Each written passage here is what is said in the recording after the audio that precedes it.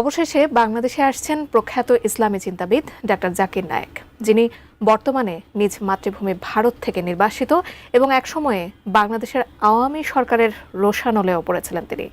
এবং এই দুই ঘটনা একই সূত্রে গাঁথা। কিন্তু কী কারণে শেখ হাসিনা ও নরেন্দ্র মোদীর রোষানলে পড়েছিলেন এই বিশ্ববরেণ্য ইসলামিক আলোচক? বিস্তারিত তুলে ধরেছেন আরিফ হাসান। মুসলিমদের বিভক্ত হওয়া উচিত না, আমাদের শুধু মুসলিমই বলা উচিত, আর কোরআন আর সহিহ হাদিস আমরা মেনে চলবো। যারা বিভিন্ন মতের সৃষ্টি করে তারা ইসলামের বিরুদ্ধে।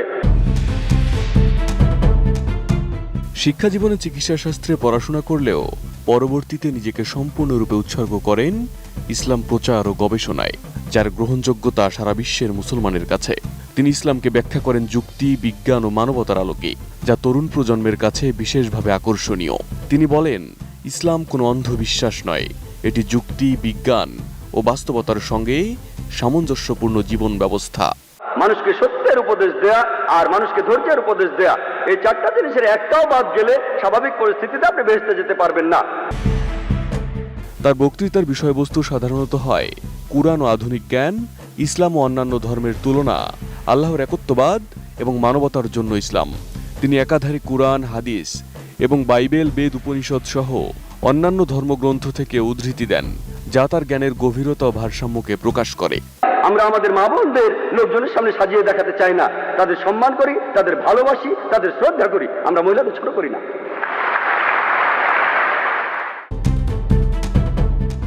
ভারতের মুম্বাইয়ে জন্ম নেওয়ায় ইসলামী চিন্তাবিদের জনপ্রিয়তা দিনকে দিন বাড়তে থাকে। তার এক একটি সেমিনারে তার কাছে তর্কে নাস্তানাবুদ হতেন বিভিন্ন ধর্মের পাণ্ডিত্যরা। প্রতিটি সেমিনারে তার কুরআন ও বিজ্ঞানের যুক্তিতে মুগ্ধ হয়ে ঝাঁকে ঝাঁকে ইসলামের ছায়াতলে আসতেন অন্য ধর্মাবলম্বীরা। আর এটাকেই হুমকি হিসেবে দেখেছে নরেন্দ্র মোদীর বিজেপি সরকার। তাহলে বেহেশতে যেতে হলে ঈমান থাকতে হবে। সবগুলো স্তম্ভের কথাই বলেছি। একজন সৃষ্টিকর্তা আছেন, নবী রাসূল আছেন, তারপর পরকাল আছে, কিতাব আছে, ইত্যাদি। এদিকে ডাক্তার জাকির নায়েকের জনপ্রিয়তা বাংলাদেশেও আকাশচুম্বী। তবে শেখ হাসিনার নেতৃত্বাধীন আওয়ামী সরকারের রোষানলে পড়ে সেই জনপ্রিয়তাও। 2008 সালে ক্ষমতায় আসার পর ইসলামপন্থীদের নানাভাবে কোণঠাসা করে রাখে তৎকালীন প্রশাসন। শাপলা চত্বরে হত্যাকাণ্ড, বিচারিক হত্যাকাণ্ড, গুম, খুন, এমনকি বিভিন্ন জঙ্গি নাটক তার বড় উদাহরণ। নতুন বাংলাদেশ গড়তে এলো জুলফিকার স্টিল। জুলফিকার স্টিল, ইস্পাত দৃঢ় অঙ্গীকার। 2008 সালে বাংলাদেশে ঘটে হোলি আর্টিজেন হামলা। এই হামলায় উগ্রপন্থী কিছু তরুণের হাতে নিহত হন 22 জন, যাদের মধ্যে বিভিন্ন দেশের নাগরিকরাও ছিলেন। আর এই হামলার পর ভারতীয় গণমাধ্যমে শুরু হয় এক ধরনের মিডিয়া ট্রায়াল।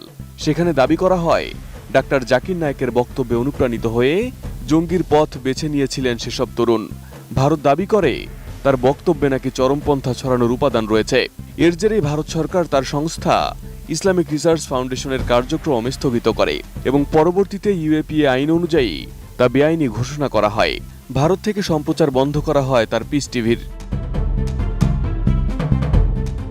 এরপর একই দাবি করে বাংলাদেশের তৎকালীন সরকারও। ডাক্তার জাকির নায়েকের বক্তব্য প্রচার বন্ধ করতে ডাউনলিংক পারমিশন বাতিল করা হয় বাংলাদেশে।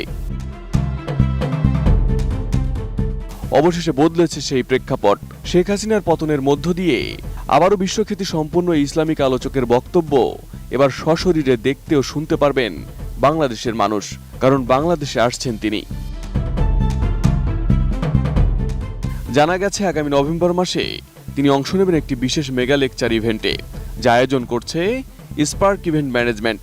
সংস্থাটির প্রোপাইটার আলীরাজ জানিয়েছেন, আগামী 20 অক্টোবর এক সংবাদ সম্মেলনের মাধ্যমে পুরো আয়োজনের সময়সূচি, স্থান ও বিস্তারিত তথ্য প্রকাশ করা হবে। কল্কি অবতার আসার কথা বলা হয়েছে তার বাবার নাম হবে বিষ্ণু ইয়াস, মানে ঈশ্বরের ভৃত্য।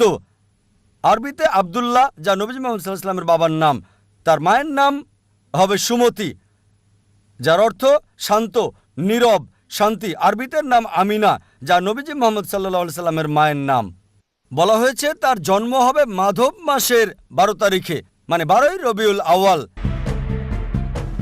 প্রাথমিক পরিকল্পনা অনুযায়ী 28 এবং 29 নভেম্বর ঢাকায় অনুষ্ঠিত হবে ডাক্তার জাকির নায়েকের প্রথম বক্তৃতা। তবে আয়োজকরা জানিয়েছেন, শুধু রাজধানী নয়, ঢাকার বাইরেও কয়েকটি স্থানে তার বক্তৃতা আয়োজনের পরিকল্পনা রয়েছে। ডাক্তার জাকির নায়েকের বাংলাদেশে আগমন কোনো বাণিজ্যিক উদ্দেশ্যে নয়।